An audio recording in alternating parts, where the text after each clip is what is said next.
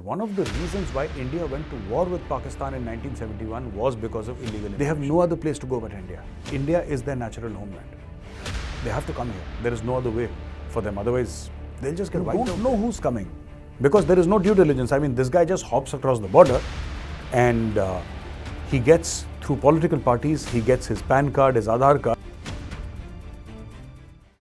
Jai Hind friends, I'm Major Gaurav Arya and you're watching the CHANAKYA Dialogues English.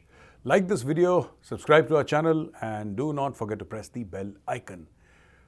You know, the Home Minister of India, Mr. Amit Shah, has said that they will notify rules for CAA, the Citizenship Amendment Act. Friends, CAA was enacted in December 2019 and from January next year, it was supposed to become, in force, or supposed to be in force, but due to various reasons, it could not be. So ladies and gentlemen, the CAA rules will be notified and CAA will now become a proper act. And so what is CAA about? And what is this entire fuss about? I'll explain to you the quote-unquote logic behind Shaheen Bagh, the protests, that blocked a main arterial route from Uttar Pradesh to Haryana via Delhi. And what was all this about? Now, remember the date, 31st of December 2014. That is the cutoff date. Now, what does CAA say? It says that in 3 countries, Pakistan, Bangladesh, Afghanistan, there are minorities there. Now, all 3 are Muslim countries, not Muslim majority countries, Muslim countries. There is a difference. Well, most Muslim majority countries, I have not heard of any Muslim majority country which is not a Muslim country. There are hardly any secular countries in the Islamic world. So, 3 countries that I'm talking about.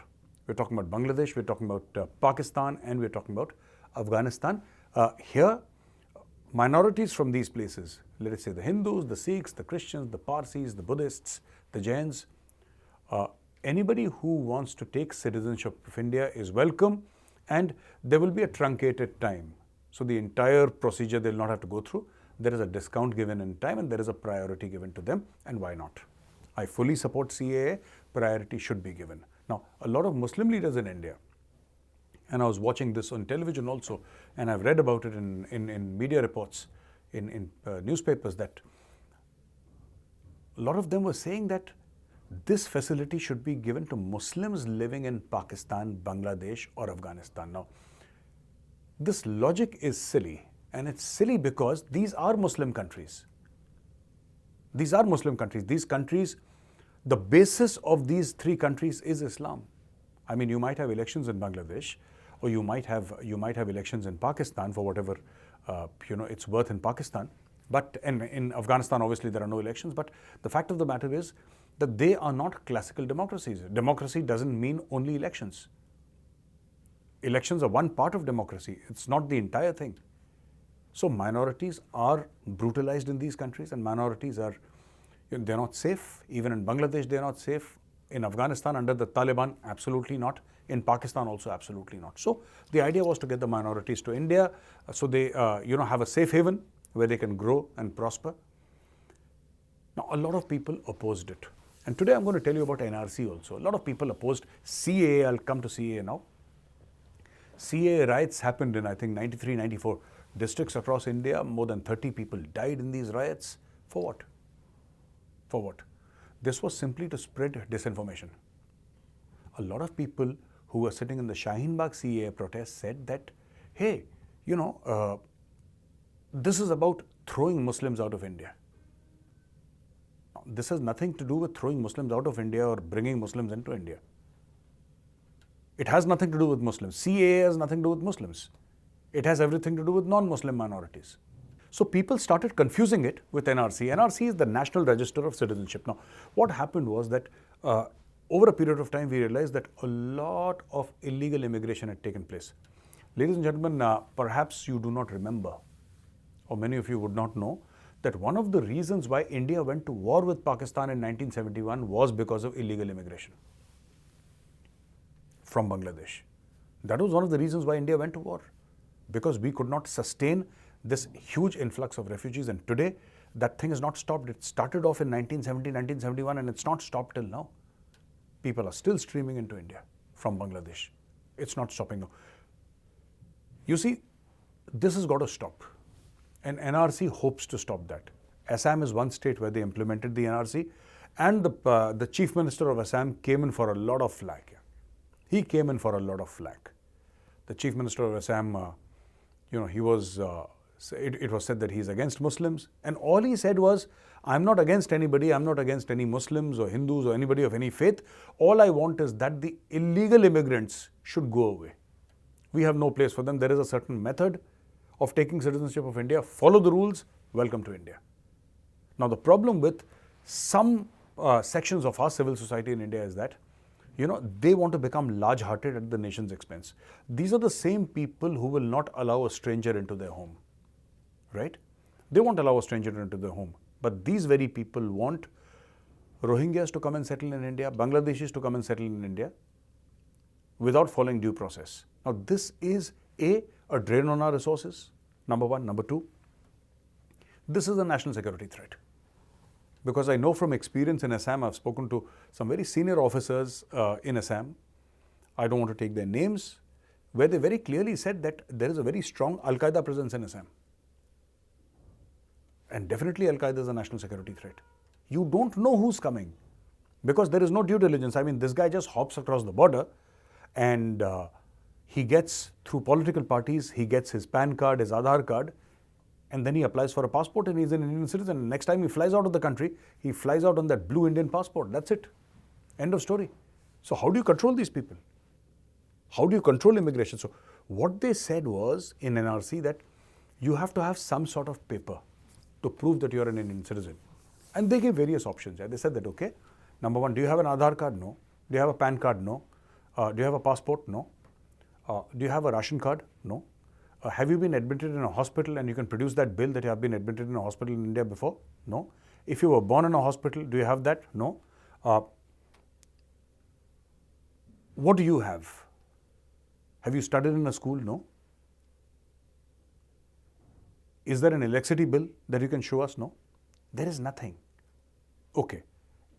As a last resort, I'm sure since you're in India, you claim to be an Indian citizen, you will be from some village, some town or some city.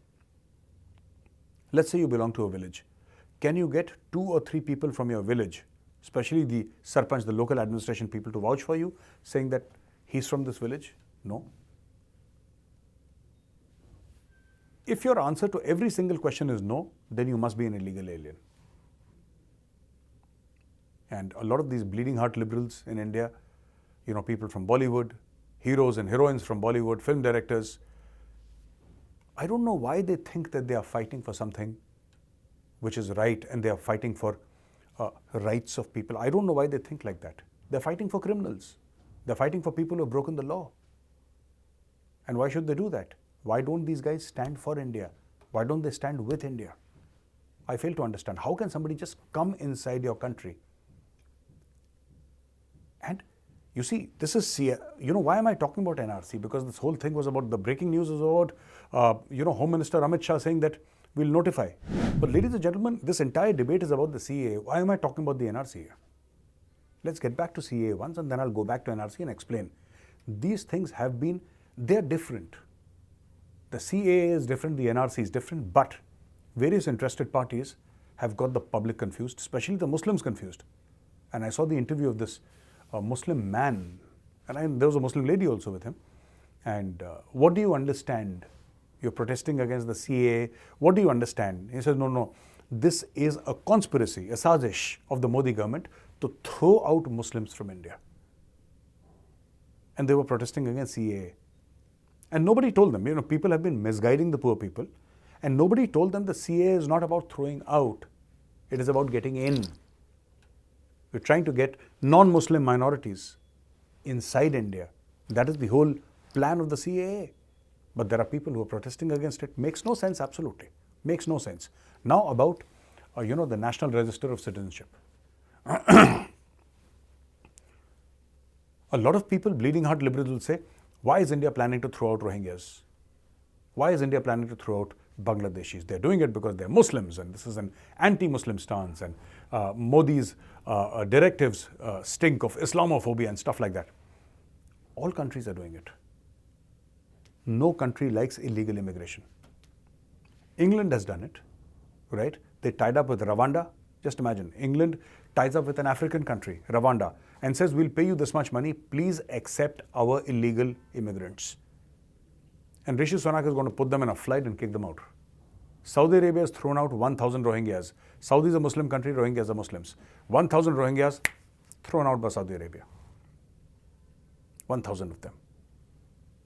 Closer to home, Pakistan. 1.7 million Afghan refugees, out of which 1 million have been thrown out. And 1.7 million need to be thrown out by Pakistan, or Pakistan says we'll throw them out. But what has happened is that 1 million have been thrown out. Afghans are Muslims, 97% of Pakistanis are Muslims. Nobody's saying anything. So, you see this whole problem. CAA is different, NRC is different, and people are saying that they're the same. They're not the same. One is about expelling illegals. One is about bringing in people. So here's the deal, ladies and gentlemen, now. When Saudi Arabia throws out Rohingyas, not a pipsqueak, not one complaint. When Pakistan throws out 1.7 million Afghans, not a pipsqueak, not a complaint. But if Rishi Sunak says that he wants to throw out some people to Rwanda or some other place, or send them back to the place of their origin, there are protests in the street. Right? And these are double standards. Every country has the right to send back illegal aliens. India is doing exactly that with NRC. Now coming back to CAA, I think CAA should be implemented, should be executed as fast as possible, because the Hindus, Sikhs, Christians, Buddhists, Jains and Parsis in these three countries, I mean whoever is left, the very few left, they have no other place to go but India. India is their natural homeland. They have to come here. There is no other way for them. Otherwise, they'll just get wiped out there. They've been getting wiped out. You know, their women folk get kidnapped and married off and converted. The young daughters, as young as 11, 12 years of age, they get kidnapped by Muslim men. They get converted, raped, married off. What else? I mean, it is the worst possible scenario for them. Where do these people go here? Where can they find safety, honor? Where can they live in peace? It is only in India, which is why CAA is so important. I wish Home Minister Amit Shah ji all the very best, and may all our dreams come true with CAA. And I'm looking forward to welcoming all these minorities who are there in Pakistan, Bangladesh and Afghanistan to India. I hope you come to India and we'll welcome you here. Ladies and gentlemen, with that I come to the end of the video. Now I'll go to the question and answers.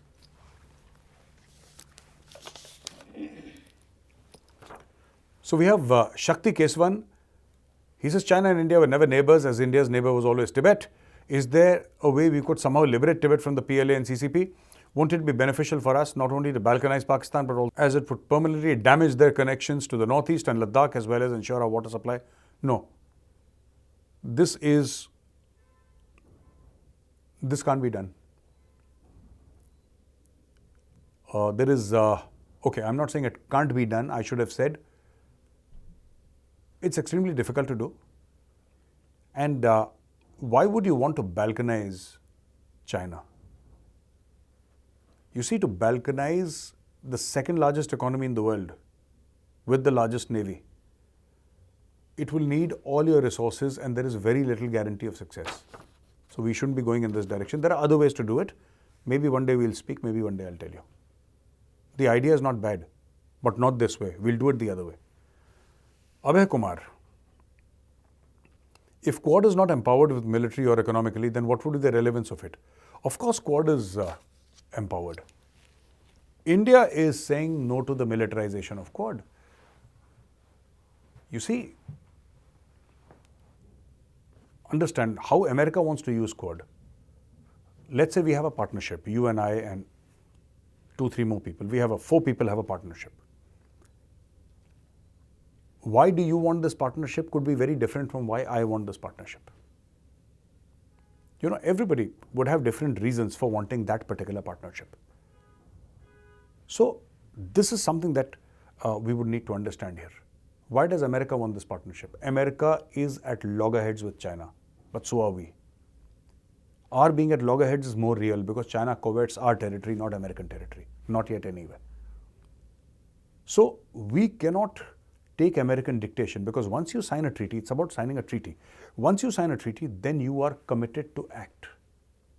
And India is not willing to make that commitment. We will sort out China our own way. We have, we've been dealing with China even before the Americans had a proper relationship with China.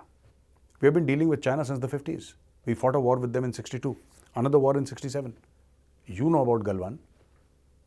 So we know how to deal with the Chinese. We don't need the Americans to tell us. And India is against the weaponization of Quad. Maybe one day the Quad will get weaponized. Maybe one day. But that day is not today. So thank you for watching this, ladies and gentlemen. If you like this video, press the like button, subscribe to our channel. Do not forget to press the bell icon. Jai Hind, Vande Mataram, Bharat Mata ki Jai.